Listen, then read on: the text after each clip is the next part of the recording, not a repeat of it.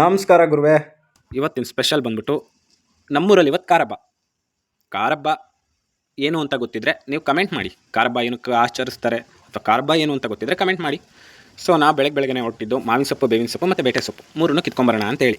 ಬೇಟೆ ಸೊಪ್ಪು ಕೀಳಕ್ಕೆ ಹೋಗೋಣ ಅಂತ ಹೊರಟ್ರೆ ಅಲ್ಲಿ ನೋಡಿದ್ರೆ ಜೇನಿದ್ದಿತ್ತೆ. ನಮ್ಮ ಅಣ್ಣನ ತೋಟಕ್ಕೆ ಸೀದಾ ಬಂದ್ಬಿಟ್ಟು ಬೇವಿನ ಸೊಪ್ಪು ಕಿತ್ಕಂಡು ಮಾವಿನ ಸೊಪ್ಪು ಕಿತ್ಕಂಡು ಮನೆ ಹತ್ರ ಬಂದಾದಮೇಲೆ ಎಲ್ಲ ತೋರಣ ಎಲ್ಲ ಕಟ್ಟಿ ಎಲ್ಲ ರೆಡಿ ಆಯಿತು. ಅಲಂಕಾರ ಎಲ್ಲ ಆದಮೇಲೆ ನೆಕ್ಸ್ಟು ಹಸುಗಳ್ನ ಮೈ ತೊಳೆಯೋ ಟಾಸ್ಕ್ ಬೇರೆ ಇತ್ತು. ಹಸುಗಳ್ನೆಲ್ಲ ಮೈ ತೊಳ್ಕೊ ನಮ್ಮಮ್ಮ ಬಂದ್ಬಿಟ್ಟು ದೇವಸ್ಥಾನಕ್ಕೆ ಹೋಗೋಣ, ಪುರ ಮಲ್ಲಪ್ಪನ ದೇವಸ್ಥಾನಕ್ಕೆ ಹೋಗೋಣ ಅಂತಂದರು. ಆಯ್ತು ಕಣಮ್ಮ ಹೋಗೋಣ ಅಂತೇಳಿ ನಾನು ಹಸುಗಳು ಮೈ ತೊಳೆದು ನಾನು ಮೈ ತೊಳ್ಕೊಂಡು ರೆಡಿ ಆಗ್ಬೇಕಿತ್ತು. ಸೊ ನಮ್ಮಮ್ಮ ತಗೊಂಬಂದು ಕಾಳು ಕೊಟ್ಟರು.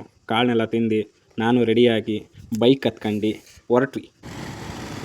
ರೈಡ್ ಏನೋ ಸ್ಮೂತಾಗಿತ್ತು. ಹೋದ ತಕ್ಷಣ ದೇವಸ್ಥಾನಕ್ಕೆ ಎಂಟ್ರಿ ಗಾಡಿ ನಿಲ್ಲಿಸಾದ್ಮೇಲೆ ನೆಕ್ಸ್ಟು ಸೀದಾ ದೇವಸ್ಥಾನದೊಳಗಡೆ ಹೋದ್ವಿ ನಾನು ನಮ್ಮಮ್ಮ. ಒಳಗಡೆ ಹೋಗಿ ನೋಡಿದ್ರೆ ಇದೇನು ಇಷ್ಟೊಂದು ಜನ ಇದ್ದಾರೆ. ನಮ್ಮಮ್ಮನ ಕೇಳಿದೆ. ನಮ್ಮಮ್ಮ ಏನಂತಂದರು, ಇವತ್ತು ಅಮಾವಾಸ್ಯೆ ಕಣಪ್ಪ, ಮಲ್ಲಪ್ಪಗೆ ಪೂಜೆನ ಭಾರಿ ಜೋರಾಗಿ ಮಾಡ್ತಾರೆ ಮತ್ತು ಪ್ರಸಾದನೂ ಕೊಡ್ತಾರೆ ಅಂತಂದರು ನಮ್ಮಮ್ಮ. ಆಮೇಲೆ ಪಕ್ಕದಲ್ಲಿ ಭೈರೇಶ್ವರನ ದೇವಸ್ಥಾನ ಇತ್ತು. ಗಂಗಮ್ಮನ ದೇವಸ್ಥಾನಕ್ಕೂ ಹೋದ್ವಿ. ಇಲ್ಲಿನ ಸ್ಪೆಷಲ್ ಏನು ಅಂತಂದರೆ ಇಲ್ಲಿ ನೀರು ಕೆಳಗಡೆಯಿಂದನೇ ಬರುತ್ತೆ. ಅಂದರೆ ವರ್ಷ ಪೂರ್ತಿ ನೀರು ಹೀಗೆ ಇರುತ್ತೆ. ನಾನು ನೋಡಿದ್ದೀನಿ. ಸೊ ಹಾಗಾಗಿ ಹೇಳ್ತಾ ಇದ್ದೀನಿ. ಹಾಗೆ ಇಲ್ಲಿ ಪಕ್ಕದಲ್ಲಿರೋ ಎಲ್ಲ ದೇವಸ್ಥಾನಗಳಿಗೂ ಒಂದೊಂದಾಗೆ ಎಂಟ್ರಿ ಕೊಡ್ತಾ ಇದ್ವಿ.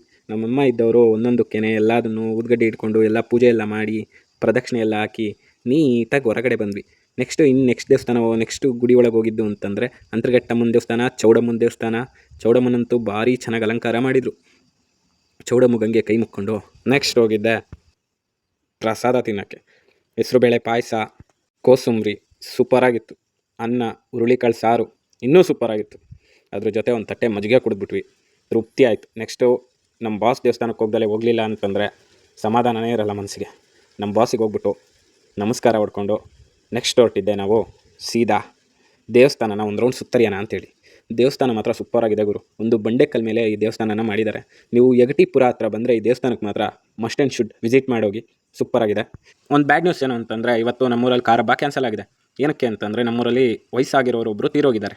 ಸೊ ಹಾಗಾಗಿ ಕಾರಬ್ಬ ಕ್ಯಾನ್ಸಲ್. ಸೊ ಸೀದಾ ತೋಟಕ್ಕೆ ಬಂದೆ. ನಾನು ಹಾಕಿದ್ದು ಕಾಕಿ ಜೋಳ. ನಮ್ಮೂರ ಕಡೆ ಅಲ್ಜೋಳ ಅಂತ ಕರೀತಾರೆ.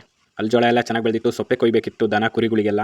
ಸೊಪ್ಪೆ ಎಲ್ಲ ನೀಟಾಗಿ ಕೊಯ್ಕೊಂಡು ಕಟ್ಟಿ ರೆಡಿ ಮಾಡಿ ಬೈಕ್ ತೊಗೊಂಬಂದಿದ್ದೆ. ಬೈಕಲ್ಲಿ ಸೀದಾ ಮನೆ ಹತ್ರ ತಗೊಂಬಂದು ಸೊಪ್ಪೆ ಹಾಕಿದ್ರೆ ನಮ್ಮ ಕುರಿಗಳು ಓಡೋಡಿ ಬಂದು ಸೊಪ್ಪೆನಂತೂ ಭಾರಿ ಚೆನ್ನಾಗಿ ತಿಂತವೆ. ಸ್ವಲ್ಪ ಸಣ್ಣಗೆ ಕಟ್ ಮಾಡಿ ಹಾಕ್ಬೇಕಷ್ಟೆ.